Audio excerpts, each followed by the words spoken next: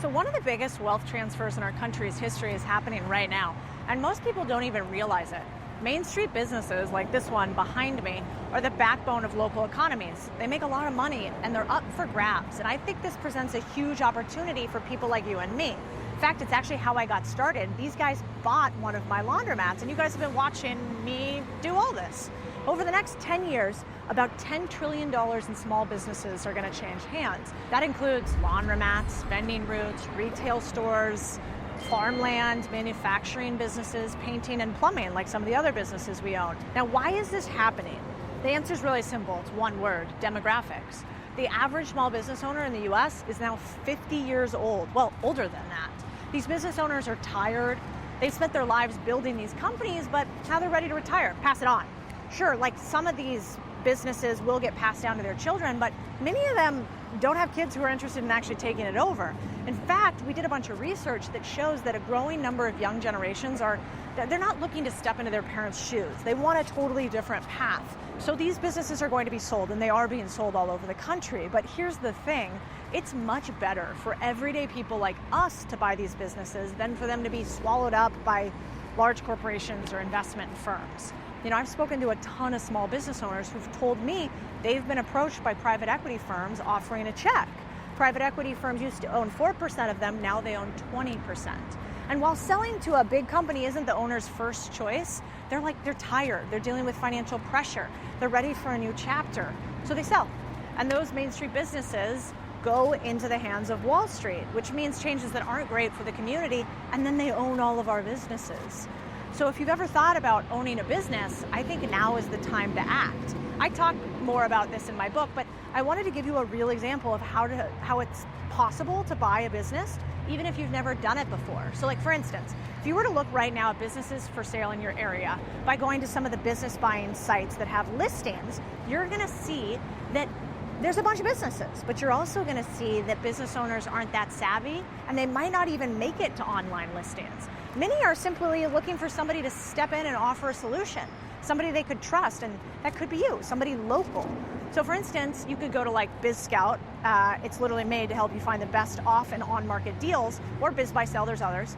And I've heard countless stories of people walking into their favorite coffee shop or hardware store, having a chat with the owner, and eventually striking up a deal to take over the business. I've done it myself. I could actually show you guys live some examples of it. Let me know in the comments if you want me to do that. But these owners are just like so much more willing to work directly with you than you might think. You know, some deals include long-term payment plans where, say, the buyer pays a monthly amount until the owner retires, passes away, or moves on. In some cases, the purchase might involve seller financing, like 60% of deals do, where the owner essentially becomes the bank and you pay them back over time with future revenue and profits. In other cases, like maybe they're willing to lease you the business and allow you to pay them over time. You can also look at creative arrangements like SBA or third-party financing. Lots of people put a small amount of money down on a business just like you would a house and then finance the rest. The possibilities are kind of all over the place if you're open to thinking outside the box. I think my advice would be, this weekend, take a walk through your neighborhood or a nearby town. Visit the local shops, speak with the owners, ask about their plans. You'd be surprised by one, like how many of these small business owners are open to the idea of selling, how many of them run the front counter, but they haven't even gotten to putting their business up for sale. So if you've ever wanted to own a business and build something for yourself, I kind of think now is the perfect time to start exploring these opportunities. Businesses are available everywhere, from the local barbers to a dry cleaner around the corner. The problem is nobody's ready to buy them, and so I think it's way more possible than you think. I'm going to share more of these stories and strategies, and it's all in my book, Main Street Millionaire, which you can get here, but for now, get out there and start looking. The wealth transfer, it's happening today, and with a little effort, it's not easy, you could be on your way to owning your own business sooner than you think. And if you think this seems like selfish, why would a small business owner sell to me? The other thing is, they don't have a backup plan. They don't have a retirement or pension fund. These small businesses, they're 90% of their net worth. So if they don't sell the business, where do they get their retirement money from? For the first time ever, you're gonna have millennials, Gen Z, matching up with baby boomers. The baby boomers need to exit and sell their business. Gen Z and millennials are mad and annoyed at the fact that their wages haven't gone up. They're not making more money. There's lots of inflation. They don't like their jobs.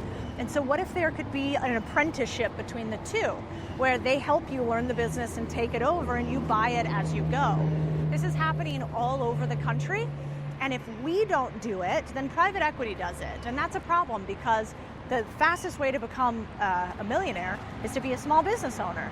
60% of all millionaires are business owners. And so the problem is that increasingly we don't own businesses. Only 6% of Americans own a business.